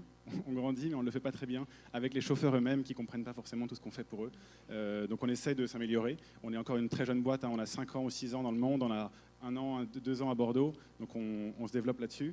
Et puis on est un peu inquiet, vous avez peut-être entendu parler dans la presse en ce moment, comme souvent quand les boîtes, les startups ou quand les boîtes de tech se développent vite, José en parlait, le temps humain d'adaptation aux choses, nous on allait très vite, en 2 ans on a complètement bouleversé le marché. Il peut y avoir des réactions avec un peu d'appréhension et il y a du coup le couperet habituel qui tombe, la proposition de loi, les barrières à l'entrée. Il y a en ce moment des barrières à l'entrée qui sont proposées sur le secteur pour ralentir l'accès au métier de chauffeur. Évidemment, on se bat contre ça parce qu'on a peur que le secteur qui pourrait créer 15, 20, 30, 40, 50 000 emplois, finalement se retrouve stoppé net. Allez, messieurs, Milano et Charles Pépin, un mot de conclusion. Alors, juste un mot, c'est le mot intuition. Parce que j'ai l'impression que, vu tout ce que vous racontez, d'ailleurs j'ai été très heureux de participer à cette journée, j'ai appris plein de choses, mais cette accélération inouïe, en fait, de la technologie et des façons de faire, elle va de plus en plus rendre inopérante l'intelligence rationnelle habituelle. L'intelligence rationnelle habituelle, c'est celle qui pense le présent à partir des processus du passé. Et bien celle-là, elle sait de moins en moins penser le monde en mouvement, mais heureusement, il n'y a pas que ça comme intelligence, il y a aussi ce qu'on appelle l'intuition, et qui se développe dans l'expérience, dans l'écoute de son corps, dans la présence à soi et au monde. Et ce sera mon mot de conclusion, c'est apprenons à écouter notre intuition parce qu'on en aura besoin. Et d'ailleurs, quand vous disiez le monde avance très vite, il faut sentir les ondes pour savoir dans quelle direction ça va aller. Ben ça implique qu'on ait bien les pieds sur terre, un peu comme les animaux qui sentent les tsunamis avant, là, pour qu'on sente le truc. Ben ça s'appelle l'intuition. Et en fait, ce mot n'avait pas été nommé aujourd'hui, je crois, mais pourtant, il était très présent. Voilà. Bravo, merci. J'aime bien que tu ne situes pas l'intuition dans je sais pas où, dans les airs, là, mais dans les, Dans le monde éthéré, non, dans les non, je crois pieds. que c'est très Voilà. réel. Alors dans Et le dans monde le corps. réel, la reconstruction des business models ou l'évolution des business models, pour moi, on l'a vu tout à l'heure, ça renvoie à la personnalité du dirigeant. Et tout changement de cette nature, c'est un travail. C'est-à-dire c'est une remise en cause de soi. Donc on a nos fondamentaux, on a l'éthique qu'on peut avoir les uns et les autres, mais quelque part, c'est un travail de remise en cause de soi avant d'être une remise en cause de son organisation et voire des autres dans certains cas. J'aime bien l'idée de complexité, c'est-à-dire l'idée qu'on vient d'un monde de la causalité. On nous a appris, d'ailleurs, dans nos systèmes d'enseignement, beaucoup la causalité. Et grâce aux algorithmes, on est dans un univers de la corrélation, ce qui est un rapport au réel qui est complètement différent. Et je vous invite, y compris du point de vue philosophique, à vous interroger sur ce basculement. Et ça transforme complètement, Charles l'a dit tout à l'heure, l'appréhension du réel et je crois aussi le rapport aux autres.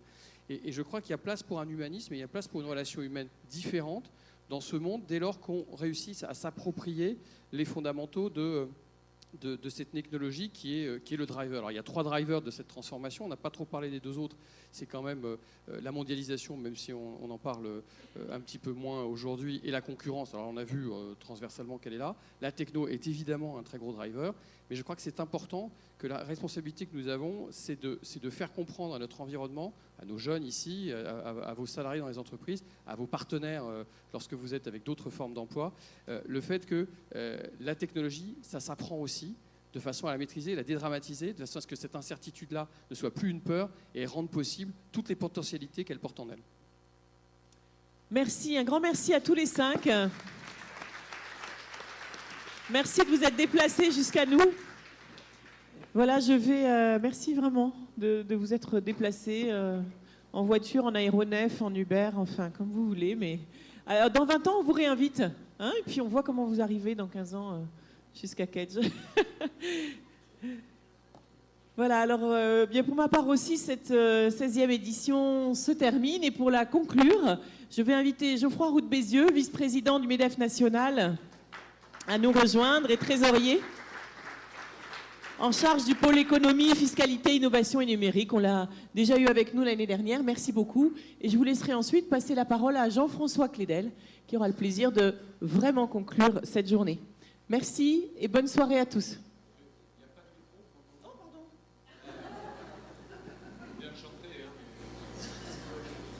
Merci. C'est mieux avec un micro quand même. C'est mieux, je confirme. Bon, bonjour à tous. Je suis très heureux d'être là, même si je suis déjà venu l'année dernière. Mais l'année dernière, c'était la capitale de l'Aquitaine. Cette année, c'est la capitale de la Nouvelle-Aquitaine.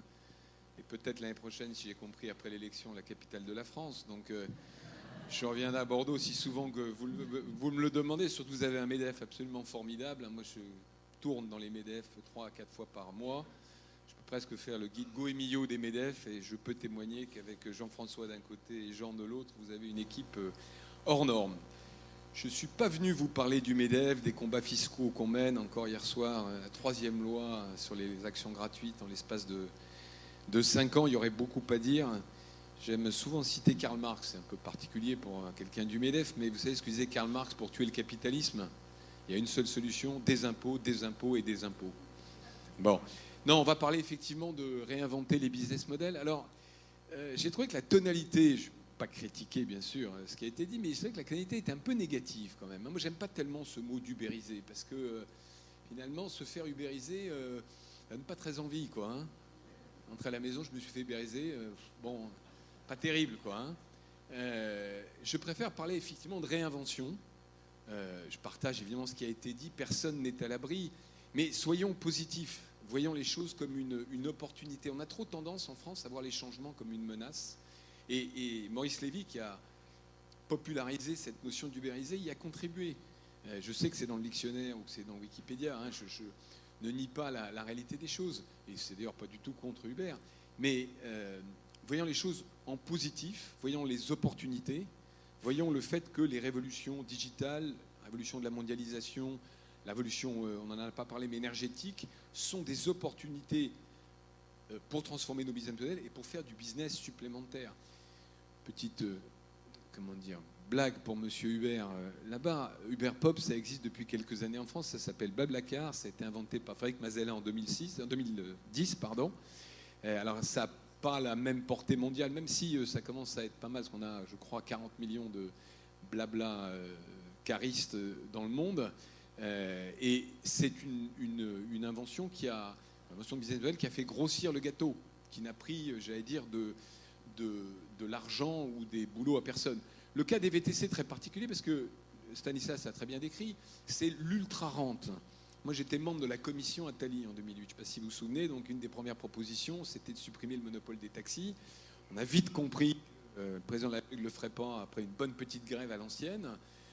Mais quand on a l'ultra-rente, on a derrière l'ultra-concurrence. Mais ce n'est pas toujours comme ça, l'innovation. Il y a une capacité à grossir le gâteau pour tous. Et c'est plutôt comme ça que moi, je vois les choses. Donc, nous, au MEDEF, on est évidemment contre la rente. On est aussi, je le signale, contre l'asymétrie. Il faut que tout le monde paye les mêmes impôts. La symétrie fiscale, c'est une règle du jeu équitable. Je pense que c'est important à signaler. Mais oui, il y a des risques, bien sûr. Il y a aussi des menaces. Cela étant dit, voyons le côté plein des choses, le verre plein. Pour ça, d'ailleurs, que aussi une petite anecdote. Vous savez que capital risque, qui est la manière de financer souvent les startups, ça vient de l'anglais. Et l'anglais, c'est venture capital. Et c'est pas inintéressant comme traduction, parce que le français qui a traduit dans les années 40 à Boston venture capital par capital risque, il a dit beaucoup de choses sur notre pays, en réalité. D'un côté, on parle de la même chose. On parle du fait qu'on met son argent dans un projet un peu fou qui va changer. C'est Raphaël, je crois, l'a dit plusieurs fois de direction, parce que je parle de Blablacar, mais moi j'ai vu Mazzella en 2010. On a investi dans Blablacar en 2010. C'était pas du tout ça qu'il voulait faire. Bien sûr qu'il a fait autre chose. Donc, bien sûr qu'il y a du risque. Mais c'est une aventure humaine, une aventure financière, une aventure positive. Et quand on parle de risque, on se met tout de suite dans une position défensive. Et je crois que c'est vraiment l'autre attitude qu'il faut avoir face à ces changements qui sont nouveaux. Parce que si on prend un peu de recul, si on fait un peu d'économie, on est devant un monde qui est à la fois... alors, je vais être un peu pédant. Je vais parler de Ricardo et de Schumpeter. Schumpeter, c'est peut-être plus familier, c'est l'économiste de la destruction créatrice qui dit des entrepreneurs inventent un nouveau modèle, cassent les modèles anciens, détruisent des emplois et des entreprises des modèles anciens et en créent d'autres. Et au total, il y a plus de richesses, plus d'emplois. Ricardo dit, lui, chaque pays se spécialise en fonction de son avantage concurrentiel dans la mondialisation. C'est pour ça que l'Angleterre, qui avait des mines de charbon, a créé son industrie du XIe siècle. C'est pour ça que j'étais à Lavelanet, au MEDEF de l'Ariège, la semaine dernière. Il y avait des emplois textiles partout au Lavelanet parce qu'il y avait des torrents des Pyrénées qui coulaient à côté. Aujourd'hui, la matière première, ça n'est plus le charbon, ça n'est plus l'énergie hydraulique, c'est l'intelligence. C'est Kedge, en fait, en réalité. Et pourquoi les États-Unis sont beaucoup plus forts que nous dans cette nouvelle économie ? Parce qu'ils ont créé des avantages concurrentiels extrêmement importants que sont les universités. C'est pas par hasard que Google est né sur le campus de Stanford. C'est pas par hasard que Facebook est né sur le campus de Harvard. La matière première essentielle de l'économie aujourd'hui et de l'entrepreneuriat, c'est l'intelligence et c'est l'université. Et c'est extrêmement important qu'on ait des universités et des entreprises, des grandes écoles compétitives et de niveau mondial, sans tomber dans le piège du classement de Shanghai. Mais c'est ça qui va faire la force de la France demain, et de l'Europe d'ailleurs, dans la compétition qui nous attend. Parce que, si je suis un tout petit peu pessimiste et d'un point de vue macro, qu'est-ce qu'on constate ? Il y a de la destruction créatrice, évidemment.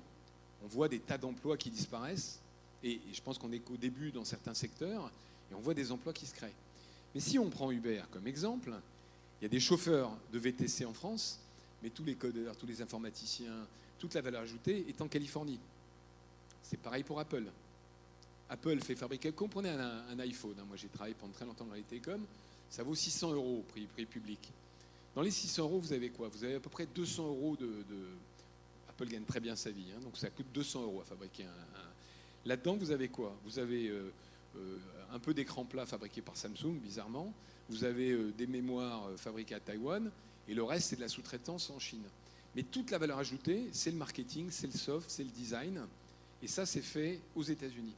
Et donc l'important pour nous, pour le MEDEF, pour la France, pour l'Europe, pour le pays, c'est que la valeur ajoutée soit aussi faite chez nous. C'est-à-dire que cette destruction créatrice, elle se fasse chez nous à tous les niveaux des échelles de salaire. C'est pour ça qu'il nous faut des universités performantes, c'est pour ça qu'il nous faut des grandes écoles performantes, c'est pour ça aussi qu'il nous faut un système fiscal. Excusez-moi, je ne peux pas résister à faire un petit couplet MEDEF qui soit favorable à ce terreau-là. Sinon, et je dis ça sans jugement de valeur, on n'aura effectivement plus que des chauffeurs Uber, mais on ne peut pas construire un pays. Et c'est encore une fois formidable de mettre ces gens-là dans l'emploi, qu'avec des bas salaires, qu'avec des emplois de ce type-là. Alors, quelles caractéristiques aussi à cette mutation? Stanislas, tout à l'heure, parlait des calèches. Hein. Effectivement, les mutations économiques, il y en a toujours eu. Calèche remplacée par la voiture, le paquebot transatlantique remplacé par l'avion. La grosse différence, c'est la vitesse à laquelle ça se produit. Et c'est là où, effectivement, le rôle d'un patron aujourd'hui est plus compliqué, parce que dans les années 70-80, le fils prenait la place du père, et il avait effectivement à réinventer le business familial, mais il avait 10 ans, 15 ans devant lui. Aujourd'hui, en 1, 2, 3 ans, un business peut disparaître ou être très fortement remis en cause, attaqué. Et il ne faut pas croire qu'on peut se cacher derrière la propriété industrielle ou se protéger derrière des innovations. Aujourd'hui, dans un monde d'innovation ouverte, dans un monde d'open source en termes de code informatique, il y a très très peu de protection qui dure. En venant dans l'avion, là, j'ai eu ce que vous avez tous entendu, une annonce sur si vous possédez un téléphone Samsung Note 7, merci de l'éteindre car en gros il peut prendre feu. Vous imaginez que tous les jours, dans tous les avions qui décollent, de toutes les compagnies aériennes du monde, il y a cette phrase incroyable, on vous dit Samsung est un truc qui peut exploser. Vous imaginez la contre-publicité pour Samsung que ça peut représenter. Et ça s'est passé en l'espace de, le lancement je crois que c'est avril, entre avril et aujourd'hui, la marque Samsung a perdu quasiment toute sa valeur. Et moi, j'ai démarré dans les télécoms en 1995. Mes fournisseurs étaient tous français et européens. Pas oublier que la norme téléphone mobile, la norme GSM, a été inventée dans les laboratoires de France Télécom, comme d'ailleurs beaucoup d'inventions technologiques. Mais on n'a pas su la marketer. Et donc, c'est cette idée que les inventions ne durent que, et l'avantage concurrentiel ne dure qu'un temps limité, qu'il faut innover en permanence, que la propriété industrielle, les barrières juridiques, les rentes qu'on essaye de mettre ne tiennent pas, et que finalement c'est beaucoup plus dans le process, dans l'innovation marketing, dans l'innovation design, dans la manière de commercialiser, qu'on peut garder de l'avance. Un autre exemple qui est assez frappant, si on vous demande quand est-ce qu'a été inventé le premier iPhone, vous direz 2007. Ben moi j'ai vu le premier iPhone en 99. Alors, vous allez me dire, bon, il a bu un coup de trop, là, comme l'exemple qui était donné.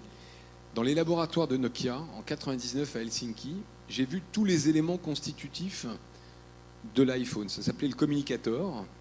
Mais ce qu'ils n'avaient pas réussi à faire, donc l'écran plat, enfin l'écran tactile existait, l'idée d'avoir des applications qu'on puisse télécharger et payantes existait, tout existait. Sauf que c'est un peu comme en cuisine, les ingrédients étaient là, mais la sauce n'a pas pris. Et donc Nokia n'a pas su protéger cette idée, la développer assez, et c'est le plus rapide et le plus innovant sur le plan à la fois du design, de la conception marketing, de la commercialisation, qui a réussi à supplanter finalement l'inventeur réel du principe. Et le résultat, c'est que, vous connaissez un peu la suite, Nokia a disparu. Donc le message général, je crois qu'il faut passer, je regarde l'heure parce que, je ne sais pas où passer, oui voilà, je vois qu'il fallait que je limite. Le message général que je veux vous passer, c'est effectivement foncer. D'abord foncer, ça a été dit parce que vous n'avez pas le choix. Quel que soit le secteur, la taille de l'entreprise, il faut se réinventer.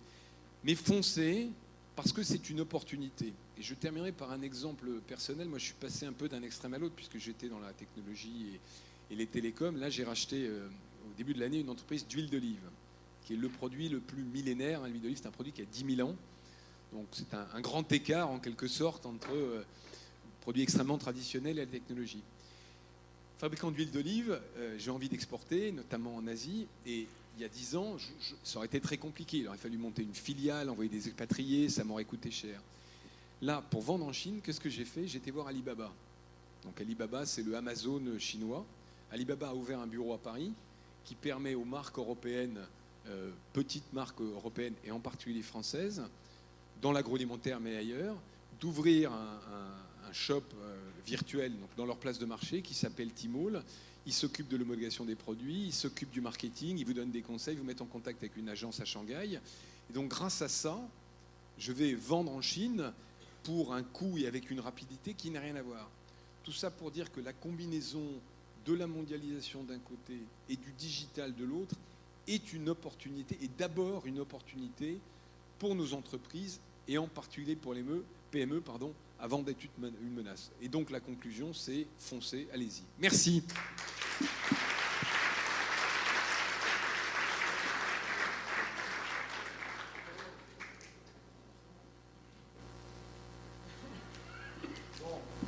C'est dur de conclure après ça, là, hein, après tout ce qu'on vient d'entendre. Et pour le fait, bon, en effet, je vais conclure la journée, cette journée de réflexion, cette journée d'échange, cette 16e université des entreprises du MEDEF Gironde. Alors, je ne ferai pas de synthèse, les synthèses ont été faites, hein, très bien faites par José Milano, par Charles Pépin. Après, je pense que la diversité des expériences que chacun a vécues aujourd'hui, en participant aux conférences, aux speeches, aux ateliers, aux masterclass, fera que chacun repartira chez lui avec sa propre expérience et se fera sans doute une synthèse de cette journée.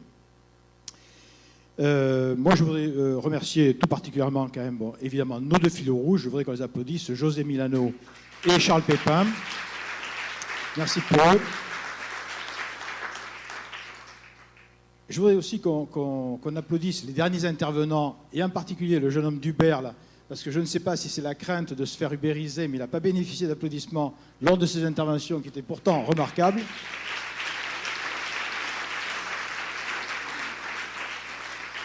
Voilà, donc c'est peut-être la preuve qu'Hubert nous fait peur, quand même, à nous tous. Hein. Et puis, Camille Sirène, qui, comme chaque année, bien sûr, depuis, combien tu disais, Camille, 6 ans maintenant? 6 ans, oui. 6 ans, anime cette université. Elle n'a pas encore fini, mais enfin, voilà. Moi aussi, j'ai peur de me faire ubériser. Hein. Je me dis, est-ce que je serai là l'année prochaine? Voilà, bon, alors, je vais quand même dire... Et vous avez quand même quelque chose à dire sur votre 16e édition, non, Jean-François? Vous avez bien quelque chose à dire sur votre 16e édition? Oui, mais quand même. J'y viens. Ah bon, d'accord. Oui, cette 16e édition, en fait, c'est la dernière édition à laquelle je participe en étant là face à vous. Et c'est avec une certaine émotion, d'ailleurs, que j'abandonne ce rôle, parce que c'est quand même toujours un plaisir, à chaque fois, de voir autant de personnes de cette qualité, de chefs d'entreprise réunis ici, pour m'écouter, boire mes paroles. Donc c'est un plaisir qui va me manquer. Oh là là. Qui va me manquer. En même temps, je ne vous cache pas, c'est aussi avec un certain réconfort, parce que, comme le disait Geoffroy, le MEDEF Gironde est un des rares MEDEF à avoir ce type de manifestation. Et donc, c'est un enjeu pour le président du MEDEF qui prend ses fonctions, de faire en sorte d'avoir tous les ans un thème qui mobilise, un thème pertinent, une organisation, et puis après d'essayer d'être à la tribune ou ailleurs, d'être le plus pertinent possible, en tout cas de ne pas être ridicule. C'est donc avec un certain soulagement que je laisserai mon successeur animer les séances prochaines. Je ne vais pas dire qui c'est, on ne le sait pas encore. Comme il me disait tout à l'heure, c'est une élection. C'est une élection, donc on laissera le temps de l'élection, au temps de l'élection, le soin de désigner mon successeur. Voilà. Et puis, je voudrais aussi dire quand même, bien sûr, le président ne fait pas ça tout seul. Même s'il m'arrivait, je mettais un point d'honneur à la fin de chaque université d'essayer de penser au sujet de la suivante. En fait, le thème que j'avais choisi, ce n'était pas tout à fait celui-ci, mais les communicants, Territoire & Co, qui est par là dans l'Assemblée, qui est quand même le maître d'œuvre en fait, de cette université, n'a pas tout à fait apprécié le thème que j'avais choisi, je vais vous le dire, donc par voie de conséquence. Le thème que j'avais choisi, c'était aller au-delà de nos frontières, mais en fait, ça a été traité dans toute la journée, donc j'en suis heureux. Mais si vous voulez, ce thème-là, enfin, cet intitulé a été rejeté un petit peu d'un point de vue communication, du fait des événements qu'on connaissait avec la crise des migrants. Voilà, donc je mettais un point d'honneur chaque année à essayer de trouver le thème de la future édition, mais à côté de ça, c'est toute une équipe qui prépare l'université des entreprises. Et là, je voudrais qu'on applaudisse, et d'ailleurs, je ne la vois pas, j'aimerais bien la voir, Anne Verdeau. Où est-elle? Elle est là-haut, Anne Verdeau. Ah, voilà. Anne Verdeau, qui est en fait la maître d'ouvrage, on peut dire, de l'université du MEDEF, puisque c'est elle qui, au MEDEF, pilote, avec Territoire & Co en maître d'œuvre, qui pilote toute la mise en place, la recherche le développement des thématiques, et avec Camille aussi, ils travaillent ensemble, disons. Oui, mais bon. Développement des thématiques, recherche d'intervenants, organisation, trouver un lieu pour la soirée, trouver un lieu pour la journée. Bon, heureusement, nous avons la fidélité de Kedge en termes de partenaires pour nous apporter cette ressource. Trouver de nouveaux sponsors aussi, et cette année, nous nous réjouissons de voir côte à côte le président de l'université de Bordeaux, Manuel Tunon de Lara, qui nous a fait le plaisir de venir, alors qu'il aurait pu se contenter d'arriver ce soir au dîner, mais il est venu là pour témoigner de sa présence. Donc l'université de Bordeaux, vous l'avez vu, était présente dans les allées en tenant un stand sur des solutions en matière de recherche et d'enseignement supérieur, à côté de Thomas Fröhlicher, qui est le directeur général de Kedge, qui nous a fait le plaisir encore cette année de nous accueillir ici dans cette école. Voilà.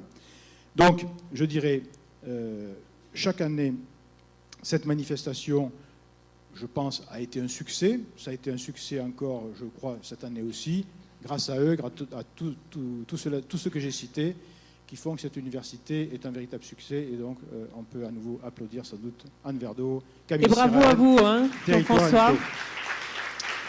Allez-y, parce que voilà. Donc, merci. L'année prochaine... Merci à vous tous pour votre participation. Merci à tous les sponsors. Et à tout de suite pour le dîner, pour ceux qui nous rejoignent. Et pour ceux qui ne seront pas là pour le dîner, je vous dis à l'an prochain. Mais je serai comme vous dans l'assistance. À bientôt.